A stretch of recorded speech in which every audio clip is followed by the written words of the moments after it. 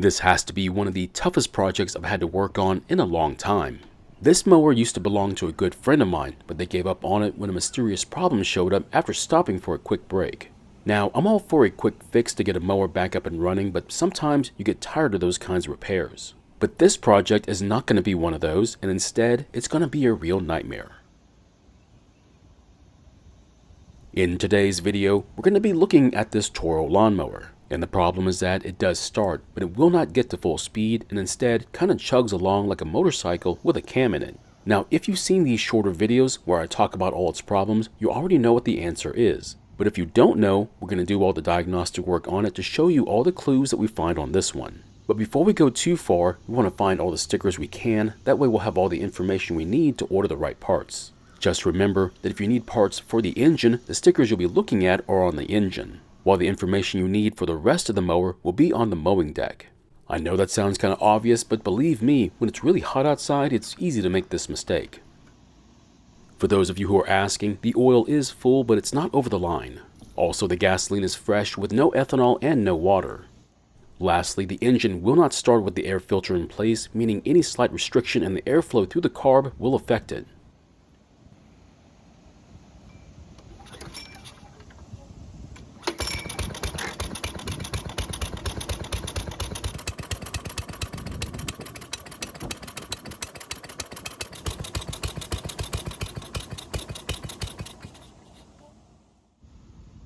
And as you just heard, the engine's running very choppy, which is not what you want in a lawnmower.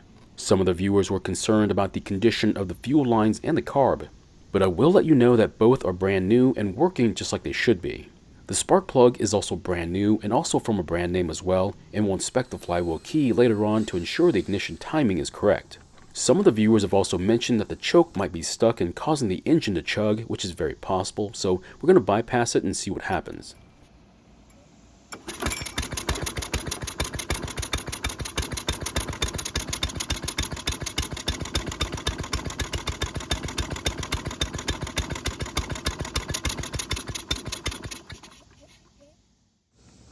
As you just saw, the choke was cycling because of how choppy the engine was, which makes sense.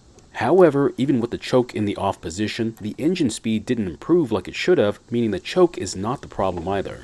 So next up, we're going to do a compression test.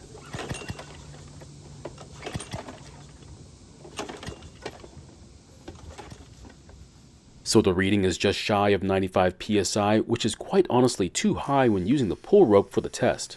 The reading should have been somewhere between 65 and 75 psi when using the pull rope.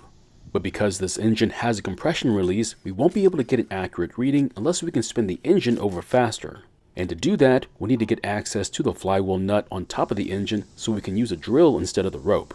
I was also checking that the throttle plate was not stuck and completely open just like it should be, which it is. I'm also going to tie the choke in the open position to help get air into the engine for this test.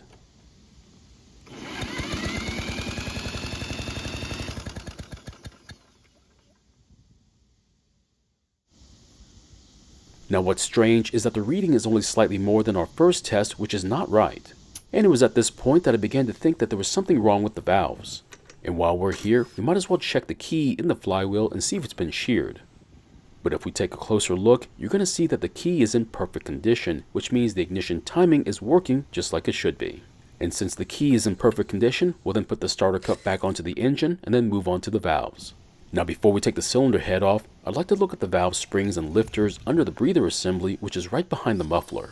And what I'm hoping to see is that the valves aren't moving the way they should be, which would then prove that there's something wrong with the valves or the camshaft. We're going to do that by rotating the engine and watching for any irregularities. Now the lower valve is for the exhaust while the one above it is for the intake. But while turning the engine over, we see that the valves are moving just like they're supposed to with no issues at all. That means the lifters and valves are working just like they should be. So what's causing the problem then? Now the only thing we're not seeing is how the valves are moving in relation to the piston. That means we need to take off the cylinder head and watch how all three are acting while the engine is rotating. So with the head gone, we can now see how all three are moving, and what we see is not good. The easiest way to say it is that there should be no valves open when the piston is at the top of its travel. But as you can see, the intake valve is open when it shouldn't be. So how's the engine running if the valves are off? Well, surprisingly, there's still a compression stroke. What this basically means is that somehow the camshaft is now out of time with the engine. Now the only thing that makes sense is that there's a problem with the camshaft or the timing gear. But the only way to inspect it is to take the engine off the mower and remove the oil sump. Now the timing gear is made out of metal that keys into the crankshaft, so it's very unlikely that'll be the problem. However, the camshaft is made out of 3 parts: the shaft, the cam lobes, and the cam gear.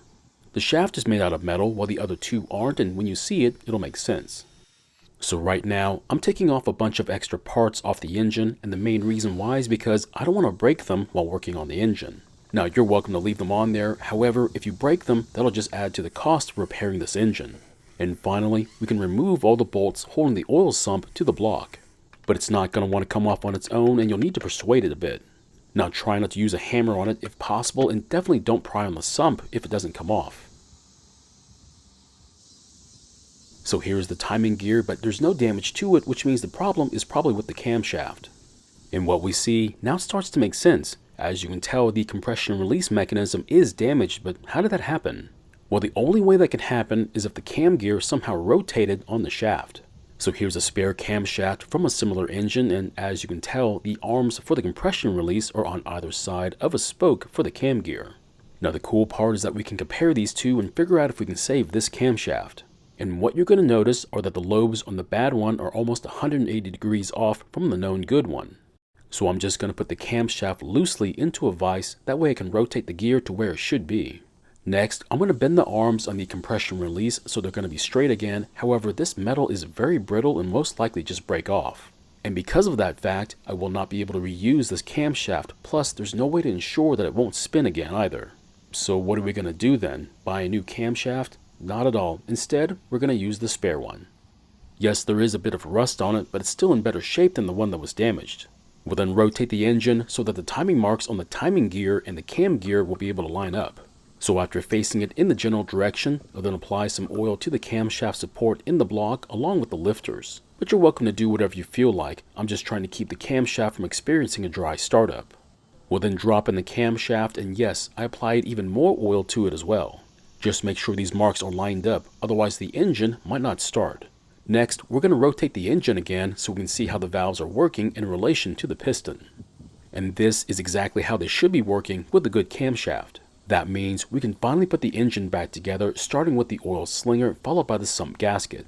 Of course, I'm going to apply even more oil to the shafts to make the installation of the sump just a little bit easier. Also, if you are curious, this is a homemade gasket. I just sprayed it with copper spray. No, I didn't save all that much money doing it this way, but it saved time, which I've heard is worth something.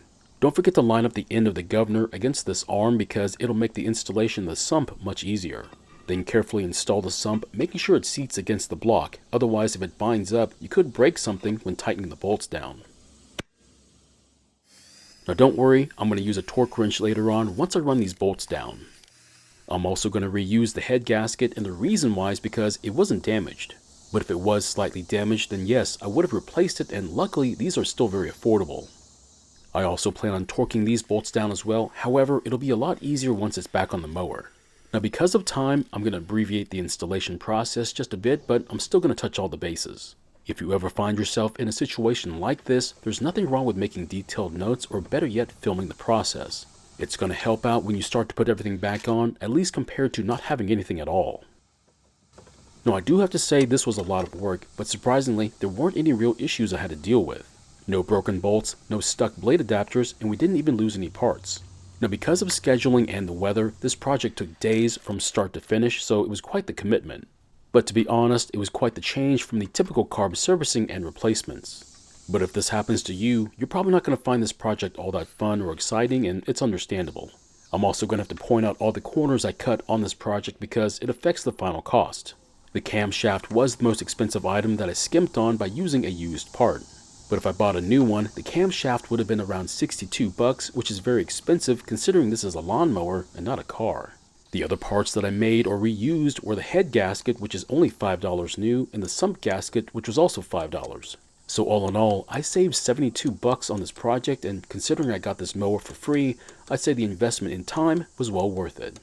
But But just remember, you don't have to attempt this repair, but if you insist on saving a mower instead of replacing it with a new one, you're going to have to pay someone else to do it for you. There's only a few items left to install or connect back up on this mower, and then we'll be ready to try and start it. I almost forgot, make sure not to overfill the oil and to use ethanol-free gasoline if possible.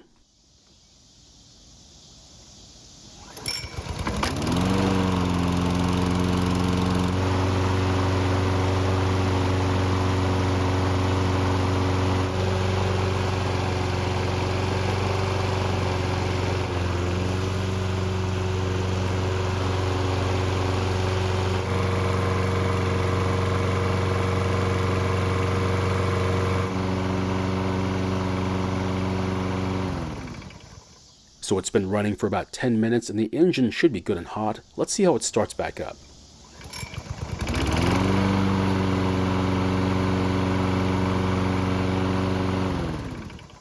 And it's pretty obvious that this engine is running just like it should be now. The problem was not fuel or carb related, nor did it have anything to do with the ignition system. But I do have to let you know that this is the first time I've ever seen this problem with the cam before.